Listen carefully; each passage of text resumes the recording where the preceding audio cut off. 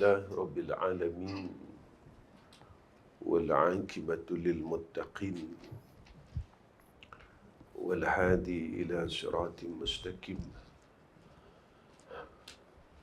أشهد أن لا إله إلا الله وحده لا شريك له وأشهد أن محمدا عبده ورسوله اللهم صل على سيدنا محمد وعلى آله وصحبه وسلم اللهم لك الحمد وإليك المستكى وأنت المستعان ولا حول ولا قوة إلا بالله العلي العظيم. Pertama sekali kita panjatkan puji dan syukur pada Allah Subhanahu wa Ta'ala dengan ni'mah bin ni'mah yang Allah kurniakan kepada kita. Mudah-mudahan kita menjadi orang yang lebih bersyukur kepada Allah Subhanahu wa Ta'ala. Pertama sekali saya mengucapkan terima kasih kepada pihak pengurusan Lembaga Hasil Kuala Terengganu kerana tidak serik jemput saya untuk kali yang keempat, kalau tak silap saya lah. Jadi terima kasih pada semua orang dan mudah-mudahan pertemuan kita memberikan rahmat daripada Allah Subhanahu wa Ta'ala atas kita dan keluarga. Sebenarnya apabila kita melihat kenapa kita belajar dan kenapa kita berada dalam majlis ilmu, saat apabila hati kita ini dalam keadaan yang baik, hati yang dipanggil qalbun salim, hati yang sejahtera, maka hati ini sentiasa dalam keadaan yang menginginkan kebaikan. Kerana setiap detik dan setiap masa ketika kita di dalam berbuat kebaikan, nescaya kita di dalam rahmat Allah Subhanahu wa Ta'ala. Hari ini saya ingin muhasabah diri saya dan semua orang yang hadir tentang sebab hati yang rosak itu. Selalu orang tidak peduli tentang masalah ni. Orang akan fikir bagaimana baju aku tak cantik, rosak harta aku, kereta aku, tubuh badan aku. Tetapi orang biarkan akan perkara hati ni. Orang tak pedulikan dia.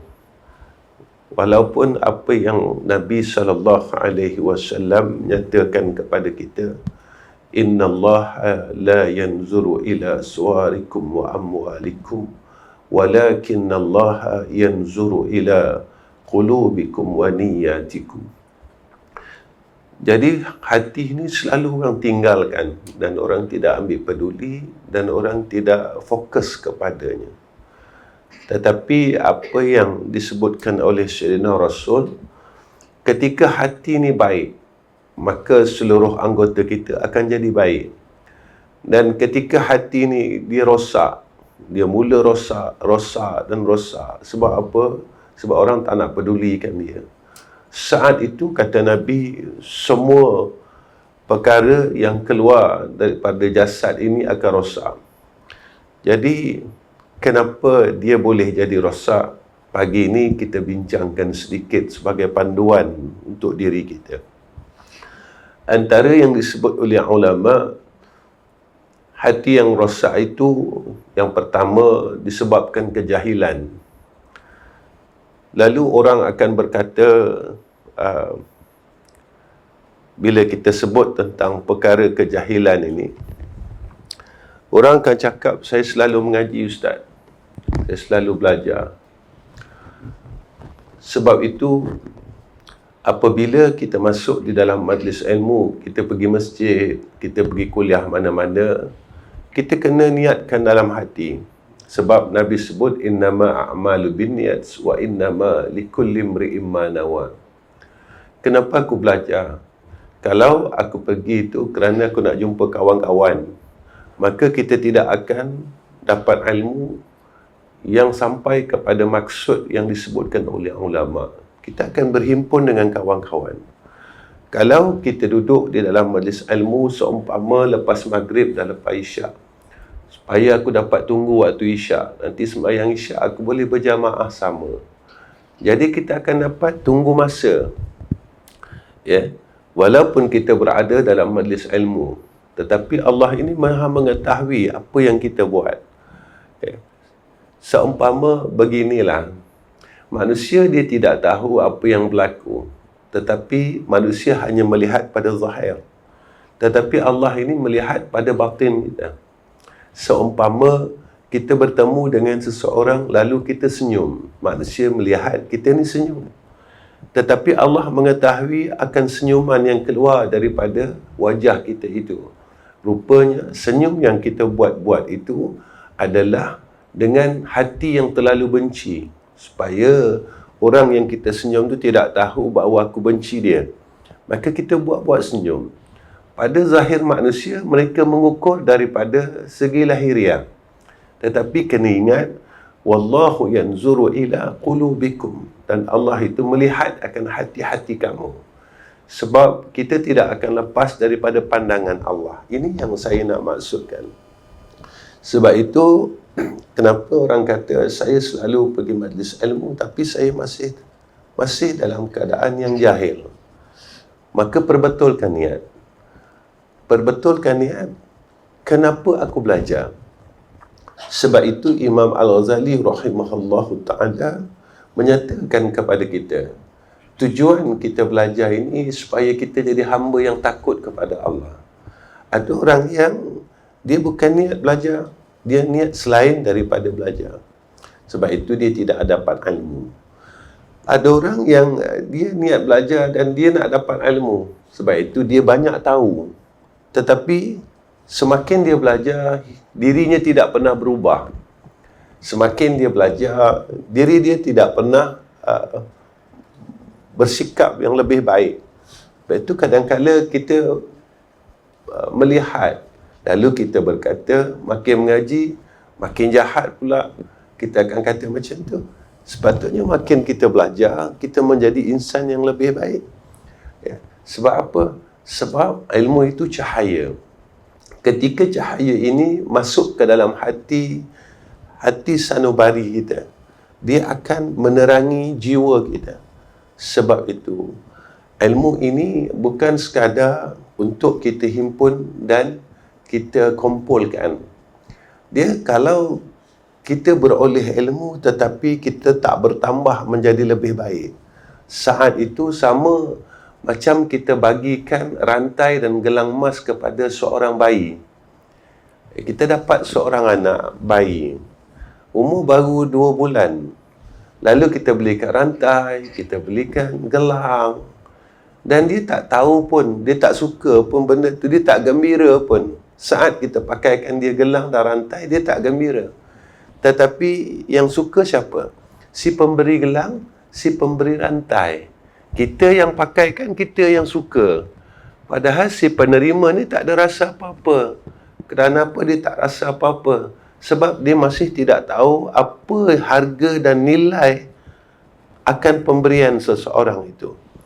Jangan kita jadi seperti mana seorang bayi yang yang menerima pemberian daripada orang lain.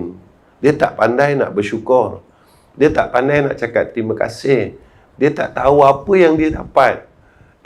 Sebab itu, jangan kita menjadi ahli ilmu yang sedemikian. Allah berikan kita pengetahuan, tapi kita tak tahu nak buat apa. Kita tak boleh nak buat apa. Kita tak berubah menjadi lebih baik. Maka, kuncinya adalah innamal a'malu binniyat wa innamal likulli imri'in ma nawa. Saat hati kita rosak, maka kita berada dalam kejahilan. Maka jahil ini bukan bermakna orang ni tak tahu langsung. Jahil ini apabila ilmu yang kita dapat tidak menjadi manfaat di dalam diri kita, dalam kehidupan kita. Walaupun kita tahu kita tetap melakukan perkara yang salah, kita tetap melaksanakan perkara yang tidak betul, walaupun dalam keadaan kita tahu. Itu yang pertama. Yang keduanya, hati ini rosak adalah dengan sebab dosa yang kita kekalkan. Sebab itu, apa kata Nabi SAW? Nabi kata apa? Apabila seseorang ini tidak bergelumang dengan dosa dan maksiat, dan dia selalu bertaubat, dia tak redha dengan maksiat yang dia buat. Mustahil kalau kita tak jatuh kepada dosa dan maksiat. Tetapi kita kena sering balik kepada Allah. Apa kata Sayyidina Rasulullah Muhammad sallallahu alaihi wasallam? Nabi kata, sungguhnya kebaikan itu mempunyai cahaya pada wajah. Bila saat kita penuh dengan kebaikan, wajah kita jadi bersih. Wajah bersih ni apa, tuan-tuan? Wajah bersih ni, apakah wajah tu putih? Wajah putih senang sekarang. Pergi klinik, boleh cocok itu. Boleh ambil vitamin C untuk putihkan kan. Ya. Ada sesaudara kita, kawan kita, dulu kita jumpa kulit dia hitam. Sekarang tengok, buat apa mau putih pula, kata dia. Rupa dia pergi skincare punya kan. Boleh. Tapi sebenarnya wajah yang putih yang Nabi maksudkan, iaitu ketika kita melihat wajahnya, kita menjadi tenang. Ada orang wajah dia, kulit dia putih, tapi bila kita tengok dia, kita serabut perut. Kita wajah ini, tuan-tuan, dia melambang akan hati sanubari kita. Orang yang bermasalah, maka dilihat pada wajahnya bermasalah. Sebab itu, apa yang Nabi maksudkan, apabila kita ni kurang dosa, kita ni tak banyak dosa, waktu itu akan keluar cahaya pada wajah kita. Saat kita melihat wajah-wajah inilah, kita akan berasa tenang. Kita akan seronok tengok wajah ini. Kerana apa? Kerana mereka dalam keadaan yang sentiasa kembali kepada Allah Subhanahu wa Ta'ala. Kemudian apa kata Nabi apabila dosa ini kurang? Nabi kata, wadiya fil qalbi. Maka hatinya akan bersih, akan bercahaya. Hati dia sentiasa bercahaya. Kenapa kita perlu hati yang bercahaya? Kerana apabila hati kita ini bersih dan bercahaya, saat itulah kita mendapat kebaikan dan kebaikan daripada Allah. Maka apabila hati yang kotor, saat itu pintu taufik akan tertutup buat kita. Kita akan selalu tanya, ada orang tanya dengan saya, Ustaz, kenapa saya susah nak buat baik? Saya susah nak berubah. Maka lihat diri kita. Saat hati kita ini penuh dengan kegelapan, dosa dan maksiat, tengok sekeliling kita, apa yang aku buat. Ya, kalau di tempat kerja, apa yang telah aku buat dosa tak? Kalau dalam keluarga, apa yang aku buat? Sebagai seorang suami, aku buat dosa tak? Dosa aku dengan keluarga aku. Kalau seorang isteri, tengok diri kita, aku buat dosa tak dengan suami aku? Kalau sebagai seorang anak, tengok aku buat dosa tak dengan mak dan ayah aku? Kalau sebagai adik-beradik, tengok aku buat dosa tak dengan sekalian adik-beradik aku? Kerana perkara ini akan menjadi persoalan akhirat. Kehidupan ini tak berhenti kat sini.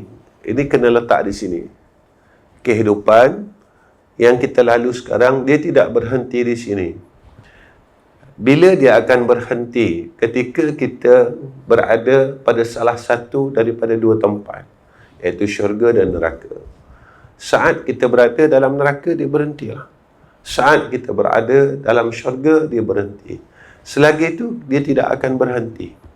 Sebab itu, kita sentiasa kena berusaha untuk kurangkan dosa yang ada di sekeliling kita dan kurangkan dosa yang kita buat dalam kehidupan kita. Apa kesilapan kita? Sama ada dosa itu dosa yang berkisar tentang tubuh badan kita, berkisar tentang hati kita. Jadi maka kita kena muhasabah. Setengah orang dia tak rasa apa-apa pun, dan dia tak pernah rasa bersalah pun dalam hidup dia. Ingat, ketika kita tidak pernah rasa bersalah, itulah kesalahan yang paling besar dalam diri kita, dan kesilapan yang paling besar kita pernah buat dalam hidup kita. Sebab itu, apa kata Nabi SAW ketika saat saya minta maaf sebab suara saya tak pernah ada ni. Saya sebenarnya suara kemudian ada vibrate sikit. Mungkin sebab keletihan kot. Saya kalau terlalu letih, saya akan macam ni lah. Sebab sebelum datang Terengganu, saya balik daripada Sabah.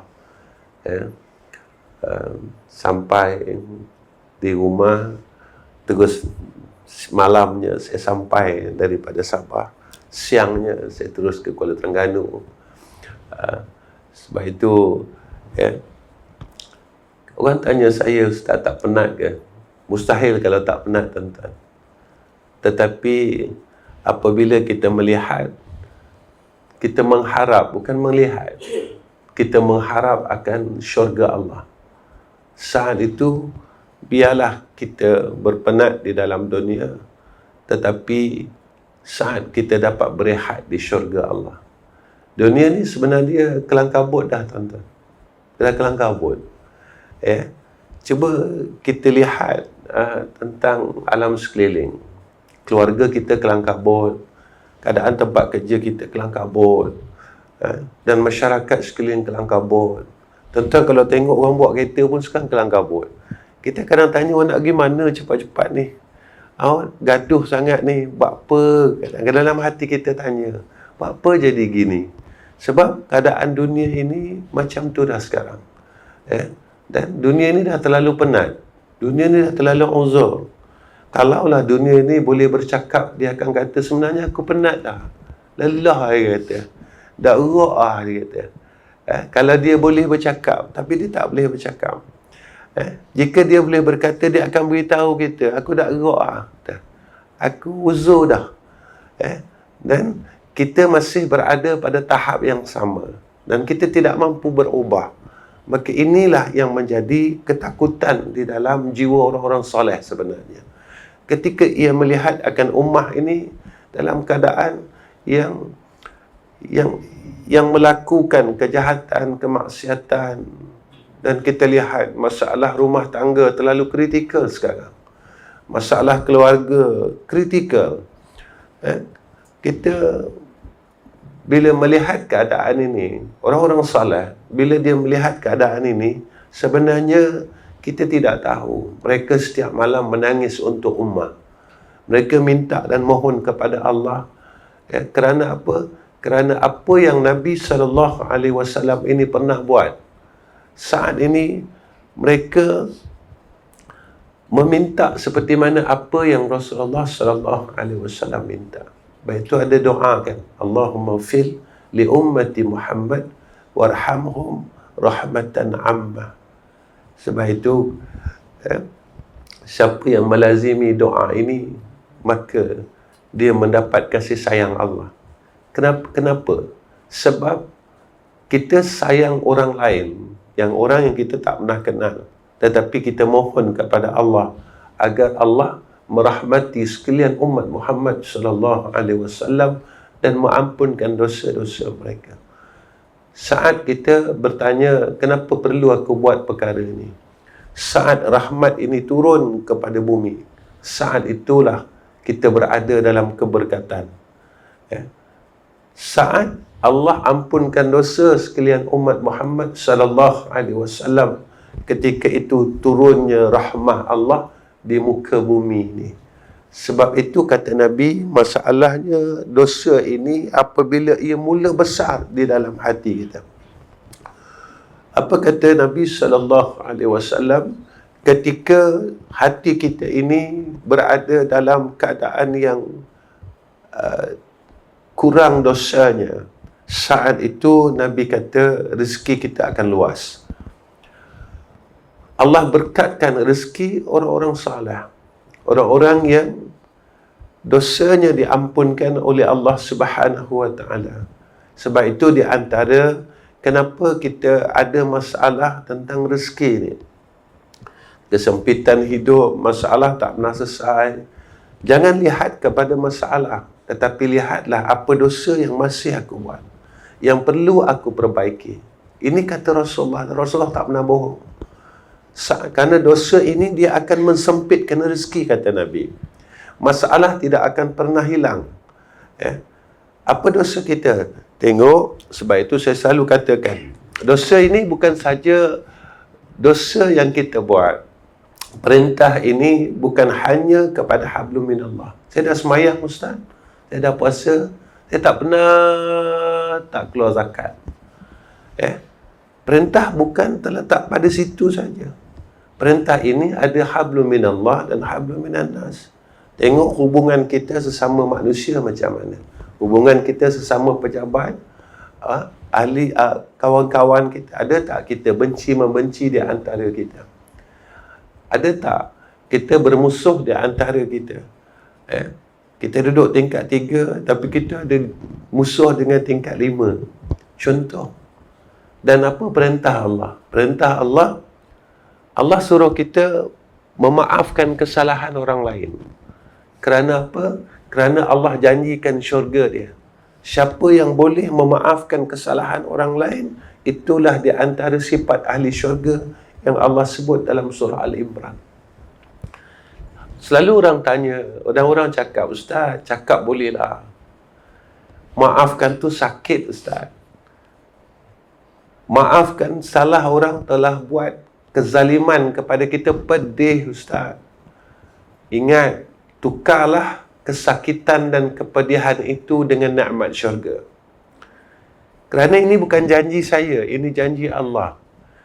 Jika kita tidak percaya dengan janji Allah, perkataan siapa yang kita akan lihat dan kita akan dengar, maka Allah sebut dalam surah Al-Imran, kalau kita memaafkan orang lain, ini adalah sifat orang yang bertakwa, yang dikurniakan syurga oleh Allah. Apa salah? Kita bukan orang yang rajin bangun malam. Kita bukan orang yang rajin baca Al-Quran. Kita bukan orang yang rajin untuk berzikir dan bertasbih. Kita bukan orang yang kaya untuk berikan harta kita pada jalan Allah dengan satu jumlah yang banyak. Tetapi Allah menjanjikan orang yang suka memaafkan kesalahan orang lain ke atasnya, tatkala orang berbuat zalim kepada kita, lalu kita cepat memaafkannya, maka Allah menjanjikan syurganya. Sebab itu, masuklah syurga Allah pada pintu yang Allah telah sediakan kepada kita. Ada orang, dia kuat sembahyang dia, maka dia dapat masuk dengan pintu ibadah. Kita tak mampu untuk sembahyang banyak dan sebagainya. Kita melihat kita tahu diri kita sendiri. Saya kenal diri saya dan tuan-tuan kenal diri tuan-tuan. Dan kita tak boleh tipu diri kita sendiri. Tatkala itu masuklah akan syurga Allah dengan pintu yang Allah telah berikan kepada kita.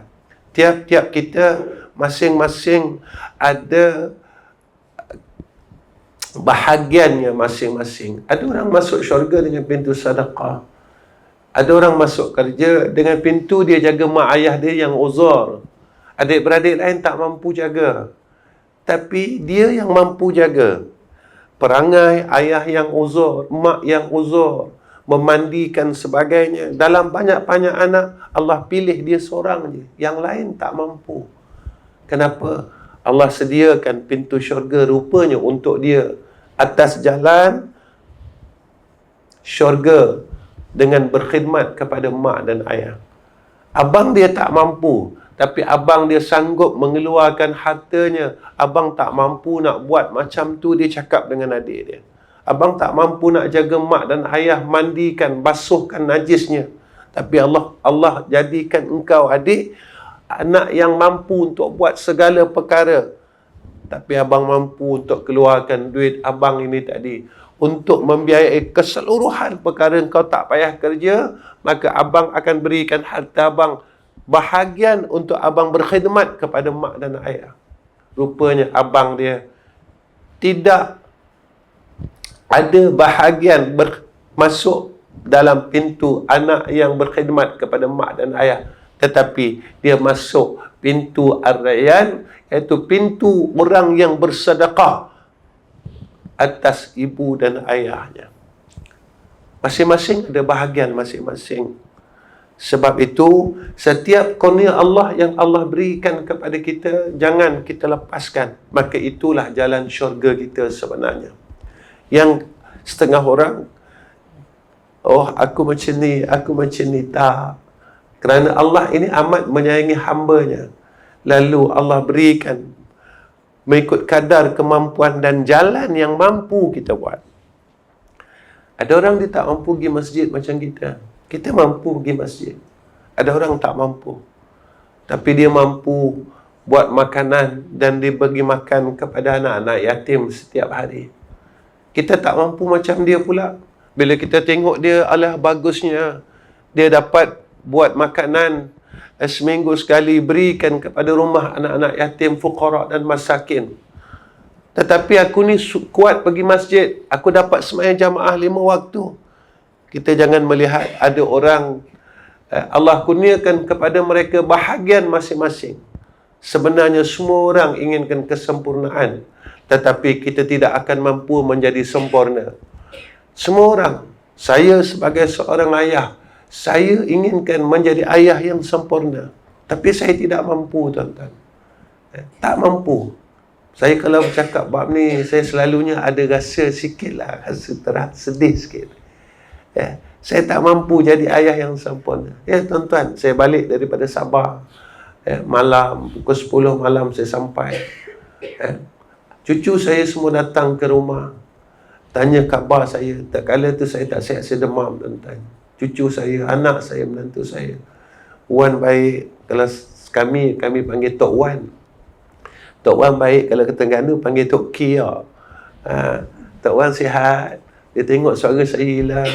Kenapa Tok Wan suara tak ada? Cucu saya datang kumpul, bertanyakan khabar anak menantu saya. Saat mereka belum panas pun merasakan kehadiran seorang datuk. Pagi besoknya saya telah teruskan musafir saya, tuan-tuan. Sebenarnya kita tak mampu jadi yang sempurna. Dan kita kena minta maaf dengan mereka. Jika perkara yang kita buat ini, kita rasa aku keluar dakwah. Tetapi kena ingat, tatkala orang yang berada di samping kita, mereka mengharapkan apa yang sepatutnya mereka peroleh. Sebab itu, kita melihat perkara ini baik. Dan kita jangan lupa yang kebaikan yang ada di sisi kita, dan jangan kita tinggalkan, dan jangan kita sisihkan. Saya dulu, sebagai pengalaman, masa seawal tahun 2000 lah, tahun 90-an, 2000, kuliah saya program sehari 4 kali. Kuliah duha, nanti kuliah tengah hari, habis pada duha di Kuala Lumpur, jabat kuliah duha, betul sambung tengah hari, sambung maghrib, ada kuliah asar lagi, ada pejabat yang buat lepas kerja. Bila saatnya saya ambil kuliah ni sehari sekali, paling kuat pun sehari 2 kali kuliah duha aja. Ketika anak pertama saya, dia bertanya kepada mak dia, isi saya lah, anak sulung saya, anak sulung saya, dia tanya dengan mak dia, dia kata, mak, kakak nak tanya boleh? Dia kata, apa dia? Kakak macam tak ada ayah, dia kata. Saat saya keluar, dia masih tidur. Dan saat saya balik, dia masih tidur. Saya balik tengah malam, bang, dia tidur dah. Saya keluar pagi. Dulu tak ada highway, jalan lama, tahun 90-an. Jadi ketika dia bangun, dia tak nampak saya, tuan-tuan. Dan ketika dia mula tidur, dia tak nampak saya. Saya hanya mampu balik dan saya usap kepalanya. Ketika saat dia bertanya kepada ibunya, Mak, dia kata, kakak macam tak ada ayah. Saat itu saya dengar tuan-tuan, saya menangis. Dan saya batalkan keseluruhan program saya. Mulalah saya tuan-tuan, menerima kuliah ini sehari sekali, kadang-kadang saya terima duha. Demi untuk mereka yang berada di samping kita. Sebab itu Nabi SAW bersabda, Man la yarham la yurham. Jika kita ini tidak berikan kasih sayang, tidak ada sifat penyayang dalam diri kita, ingat bahawa kita tidak akan berhak mendapat akan rahmat dan kasih sayang daripada Allah. Sebab itu hari ini saya amat berpesan, sebagai seorang ayah, maka jangan tinggalkan anak-anak kita walaupun sesibuk mana mereka. Kerana kita tidak tahu takdir kita. Sebab itu, sebagai seorang ibu, tolonglah sayangi mereka dan jangan pilih kasih di antara mereka. Ini fitrah. Seorang ayah dan seorang ibu ada anak yang paling dia sayang. Tetapi walaupun itu menjadi seolah-olah seperti mana fitrah, tetapi jangan sisihkan anak-anak yang lain dan jangan letakkan kebencian kepada mereka. Walaupun ada satu anak yang kita sayang, tetapi jangan letakkan kebencian kepada anak-anak lain. Tuan-tuan, 3 hari lepas, ada satu orang pemuda yang sewaktu saya nak keluar daripada hotel, dia datang peluk saya. Dia tanya saya, Ustaz. Dia tak kenal saya pun. Dia kenal saya melalui media massa. Dia kata dengan saya, Ustaz, boleh tak saya peluk Ustaz? Ketika dia peluk itu, dia menangis di atas bahu saya. Saya tanya dia, kenapa kamu nangis di atas bahu saya? Saya nak balik, nak pergi ke airport. Tolonglah bagi tahu saya dan apa masalah kamu. Perkataan itu yang membuat saya bergenang air mata sebelum saya nak mulakan musafir balik ke Kuala Lumpur. Apa dia, tuan-tuan? Ustaz, keluarga saya tak sayang saya. Waktu saya menangis, tuan-tuan. Seorang laki-laki, anak muda yang datang kepada saya peluk dan beritahu, Ustaz, keluarga saya tak sayang saya. Apa yang saya buat semua salah. Saat itu saya rasa satu keadaan hati saya rasa macam terpukul. Sebenarnya masalah itu sebagai ilmu untuk saya dan sebagai pengajaran kita sebagai seorang ayah. Jangan kita menyayangi seorang anak dan kita menyalahkan anak yang lain. Sebenarnya mereka ini simpan akan perkara itu dalam hati-hati mereka. Mereka simpan. Yang kita takut saat mereka simpan, ketika saat kita uzur dan kita tidak mampu untuk berjalan, saat kita terbaring di atas katil dan kita tidak mampu berbuat apa sekalipun, maka ingatan itu menyebabkan mereka meninggalkan kita. Tuan-tuan, kita jangan sombong dan belagak sebab kita ada duit. Saat kita terlantar, duit kita tidak mampu buat apa-apa. Saat kita terbaring penuh dengan kesakitan, duit kita tidak mampu mengangkat tubuh kita untuk pergi ke bilik air. Duit kita tidak mampu untuk membahagiakan kita. Saat itu kita perlukan kasih sayang seorang anak. Tetapi ingat, jika anak itu kita sia-siakan waktu kecilnya, kita tidak akan dapat manfaat saat mereka besar. Ketika anak itu kita benci waktu kecilnya, kita tidak akan merasakan kasih sayang mereka sewaktu mereka besar. Maka percayalah, inilah perkara yang berlaku pada akhir zaman, yang paling kita takuti. Dalam keadaan itu mengakibatkan banyak perkara. Saat itu berlakunya hasad, dengki dan sebagainya. Waktu itulah membuatkan hati manusia ini jadi huru hara. Asalnya perkara itu adalah perkara yang terlalu kecil, tetapi kita biarkan dia menjadi besar dan terus menjadi besar. Kemudian apa kata Nabi SAW? Maka apabila kita ini hati kita tidak ada dosa dan maksiat, maka saat itu Allah kurniakan kepada kita kasih di dalam hati sekalian makhluk yang berada di sekeliling kita. Ingatlah, kalau kita inginkan kasih sayang, maka jalan dia, lihatlah dosa yang berada di sekeliling kita. Jika kita mahu untuk membersihkan dosa itu, nescaya Allah kurniakan kepada kita orang yang berada di sekeliling kita akan mencintai kita dan menyayangi kita.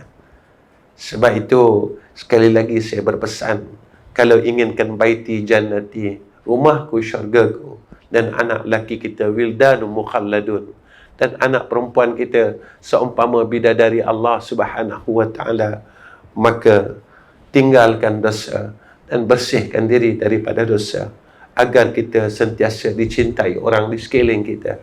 Maka ini kurnia daripada Nabi sallallahu, kurnia daripada Allah Subhanahu wa taala, dan apa yang dijanjikan oleh Rasulullah sallallahu alaihi wasallam. Saya rasa cukup kot pertemuan kita pada pagi ini. Jadi mudah-mudahan pertemuan kita ini menjadi manfaat, walaupun sedikit, walaupun tuan-tuan kata sekejapnya ustaz, pendeknya ustaz. Ilmu itu bukan banyak yang untuk kita timba dan untuk kita kutip, tetapi apa yang kita buat selepas kita mengutip akan perkara yang bermanfaat itu. Seumpama kita pergi ke suatu kebun sayur dan orang tak melihat kutipan yang kita kutip daripada sayur-sayur itu, tetapi apa yang kita buat selepas daripada kita mengutip sayur-sayur itu. Kalau kita kutip sayur tu, lalu kita letak di rumah, besok kita kutip lagi dan kita letak di dapur, maka sayur ini akan layu dan terus layu. Satu saat dia tidak menjadi manfaat atas kita. Tetapi kita kutipnya tidak banyak, tetapi sedikit. Balik rumah, kita masak dan kita hidangkan pada orang yang kita sayang, walaupun sedikit, tetapi ia beri manfaat kepada orang sekeliling kita. Sebab itu ilmu ini bukan satu perkara yang kita boleh banggakan jika mana dia tidak menjadi kebanggaan atas orang yang memiliki ilmu. Ilmu ini mulia, tetapi kalau kita tidak dimuliakan, maka ilmu ini seumpama sayur yang kita kutip setiap hari, tetapi kita biarkan berada di dapur-dapur, di hujung-hujung dapur kita. Biarlah ilmu ini cahaya, tapi kalau dia tidak boleh menerangi tubuh orang yang mempunyai ilmu, maka ilmu ini seolah-olah seumpama kita ada lampu suluh yang kehilangan baterinya, maka dia tidak menjadi manfaat atas kita. Saat itu bila kita nak guna lampu suluh ni tuan-tuan, kita jadi kelang kabut. Macam mana tak menyala? Sebab baterinya dah lama habis. Sebab itu apa yang Nabi sebut, ilmu ni cahaya, ilmu ni begini dan begini, maka jadikanlah perkara itu satu kenyataan dalam diri kita, agar Allah meredai kita, Allah merahmati kita, kita menjadi lebih baik. Kalau kita nak tahu bagaimana aku jadi lebih baik, lihatlah kehidupan kita. Kalau kehidupan kita Allah kurniakan kehidupan yang lebih baik, maksud kita bukan kehidupan yang lebih baik itu duit yang banyak. Bukan tak. Ini bukan kehidupan yang baik. Harta yang banyak tidak menjanjikan kehidupan yang baik. Tengok adalah dengan ketenangan hati kita. Maka orang berada di sekeliling kita membuatkan hati kita tenang. Dan inilah sifat orang mukmin. Ketika ia berada dengan saudara mukmin yang lain, maka saudara mukminnya yang lain, mereka ini tenang dan aman, kata Nabi sallallahu alaihi wasallam. Itulah orang hebat. Orang hebat apabila dia dikurniakan oleh Allah akan kehebatan-kehebatan sebagai orang mukmin. Itu kan Nabi sebut apabila hampirnya nak kiamat, maka Allah angkat keturunan pada hati-hati orang kafir terhadap orang Islam. Sebab kita dah tak ada kehebatan. Orang melihat kita sudah tidak ada kegerunan. Orang melihat orang mukmin, orang Islam ini, orang dah tak takut dah. Orang telah mempelekehkan orang mukmin dan orang Islam. Orang hina orang mukmin dan orang Islam. Lalu kita hanya boleh marah. Sebenarnya kita lupa bahawa Nabi telah bagi tahu 1400 tahun yang dulu. Apabila hampir saja zaman yang akhir, Allah angkat kegerunan itu. Orang kafir dah tak gerun dengan kita. Kita ni banyak tuan-tuan. Memang banyak. Memang ramai orang Islam ni majoriti. Dia majoriti. Tetapi dia ni telah tidak ditakuti. Kenapa? Sebab hati kita dah rosak. maka kembalikan. Kita biarlah menjadi sebahagian daripada orang yang Nabi sebut, orang yang digeruni oleh orang di sekeliling kita, iaitu khususnya orang-orang yang bukan Islam. Melihat kita ini, mereka tidak berani untuk menghina agama. Kerana apa? Sebab kekuatan kasih sayang ini keluar. Mereka menghormatinya sebab kekuatan mahabbah itu ada di dalam hati kita. Jalannya seperti mana yang Nabi sebut, bersihkan diri kita daripada kemelut dosa dan kemaksiatan, agar diri kita penuh dengan cahaya kebaikan dan rahmat Allah. Akhir kalam, Assalamualaikum warahmatullahi wabarakatuh.